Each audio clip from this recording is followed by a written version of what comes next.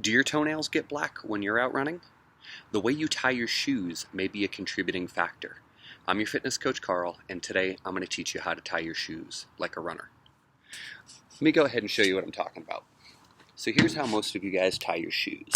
Right? You just kind of lace them up, and you might run through the tongue thing, pull your tongue up, and you tie them. I've got them double knotted, and that's pretty normal. Now they're tied pretty tight, and the reason why this can be contributing is because I get this little bit of slip here.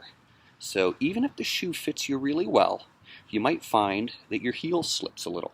Go ahead and give that a shot. Reach down, grab your heel, and try to lift it up.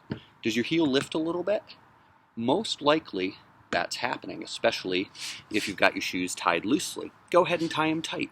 Doesn't matter how tight you pull that, all that's going to do is squinch down here and put more pressure onto the navicular arch. You might even have experienced something we call lace bite, where you've pulled this so tight to prevent your shoe from slipping that you actually bruise the tissue on the top of the foot.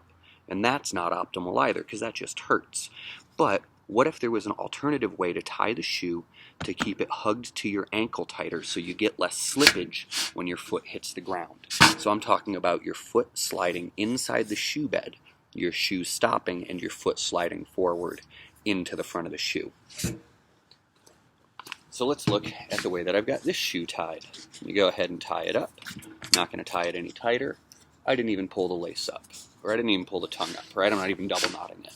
Notice how much less slippage I get on this side.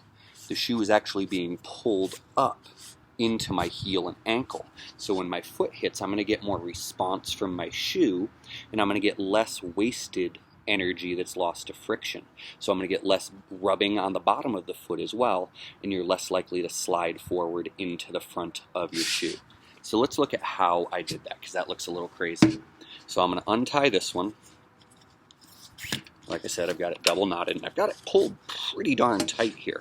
I'm actually going to loosen it up because I think that's a little too snug. I'm going to pull my tongue up where I want it, and then I'm going to take this lace, and instead of coming across to this extra hole that maybe you've never even noticed was in your shoe, and I'm going to feed it back through. Now this lace, I actually lost the plastic, so I just burned the tip of it with a lighter and sharpened it up. And if I can't get it in, I'm just going to use the pen here, and I'm just going to kind of push it in. And hopefully this works and I don't look silly doing it. Can I get that in there? Buy new laces. Hey, there we go. I got it in there. And now we've got our two little loops here. Now what I can do is I can take and pull across. So I'm going to go underneath and up and through, like so. I'm going to come here and I'm going to go underneath and up and through. So now, when I pull, instead of squishing this material down and pulling down here, I'm actually pulling the back side of the shoe. See how when I pull up, it's actually pulling all of this forward? That's going to make that more secure.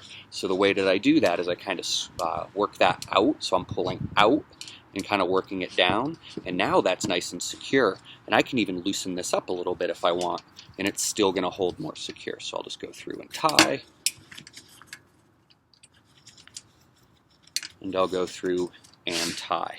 Now I'm going to get less slippage than I had before. I can loosen up my laces so I'm not putting as much pressure on the top of my foot, and I'm less likely to get blackened toenails as well as hot spots or blisters or rubs on the bottom of the foot, because the foot's not going to be sliding as much inside the shoe bed.